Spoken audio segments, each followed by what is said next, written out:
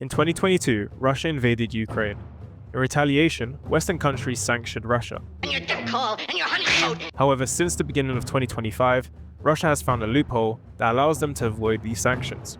So far, 9 billion has been siphoned into Russia. The culprit, A7A5. A7A5 is a Russian ruble-backed stablecoin. Stablecoins are a type of cryptocurrency where the value of the digital asset is supposed to be pegged to a reference asset. On the surface of all this, A7A5 doesn't seem that much different than USDC or Tether. But the origin of A7A5 was meant for a bigger purpose than just serving the crypto bros with another asset to invest in.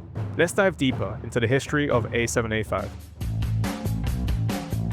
In January 2025, A7A5 was founded in Kyrgyzstan in a joint partnership with A7, its parent company, and Promsvyansk Bank, also known as PSB. But there's more to the story than this. Let's first take a look at the company A7. Well, A7 was founded in Russia in October 2024 by Ilan Shaw. In 2014, Ilan was convicted for bank fraud in Moldova. $750 million was stolen, and Ilan was the mastermind behind this scandal. He fled Moldova under these charges, and the US, EU, and the UK sanctioned him for trying to destabilize Moldova.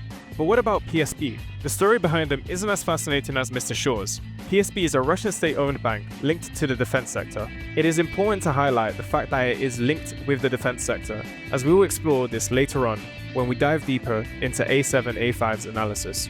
But let's just say the people behind this crypto aren't those with stellar reputations. They aren't serving it because people wanted a Russian ruble stablecoin. They created it for a different reason. Let's take a look at A7A5's transactions. So far, $9 billion has been moved using A7A5. But have a guess as to how many accounts were involved in these transactions. It's not 100,000. It's not 10,000. It's not even 1,000. It was 124 wallets. This doesn't indicate mass consumer adoption. It indicates suspicious activity by very wealthy individuals or companies using A7A5 to avoid global sanctions. That's already incredibly suspicious, but to add to that is the fact that most of these transactions occur during Moscow business hours. Like before, this does not indicate a consumer use. It indicates a massive, coordinated group working together to funnel money into the Russian economic system. It's no surprise that Russia is doing this. They are running out of money. Not too long ago, the Russian central bank warned of turbulent times, with Putin following up a few days later by banning any future commentary on the economy. Russia is really struggling to finance this evasion. Now, $9 billion may not sound like a lot for such a massive country. I mean, they turn over $2 trillion in GDP every year. But the amount they spend on defense is only an estimated $140 billion. This means that this $9 billion being transferred into the Russian economy is equivalent to a potential 6.5% of their total defense spending. If this continues to grow, or we aren't able to stop this, it may lead to Russia being able to fight against Ukraine for even longer. The longer this war lasts, the more likely Russia is to win it. But this isn't the first time Russia has been caught red-handed doing this sort of thing. In the UK, a 53-year-old man was charged with sending nearly $6,000 to pro-Russian organizations that would fund drones, ammunition, and uniforms. A $1 billion Russian money laundering scheme was used to launder cash and crypto for organized crime groups in the West and Russian elites who wanted to bypass sanctions.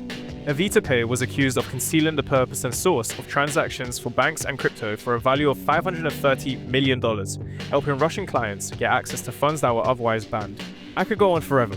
There has simply been so many instances of Russian elites avoiding sanctions with the help of crypto. But what can we do to stop this? I hate to be the bearer of bad news, but there isn't much we can do. Crypto is meant to be decentralized, and for the most part, you can make it anonymous, especially when using shady exchanges that simply want to bring in volume, no questions asked. It doesn't help that the current American administration has also decided not to pursue crypto-related incidents. I mean, they have a president with a crypto coin, and his wife also has one, which was rug pulled and millions of dollars were stolen. However, there is some good news. There is simply not enough volume to facilitate the magnitude of money Russia needs in order to use crypto to avoid sanctions permanently. Russia's economy is 2/3 of the size of the crypto market value, making it impossible for them to move large sums of money using it. However, every penny they can successfully move in is helping them finance the invasion of Ukraine. That's it. Thanks for watching my latest video. If you'd like me to cover something else, drop a comment below and you might see it pop up in your feed. If you thought I covered something wrong, let me know in the comments below and I'll get it corrected.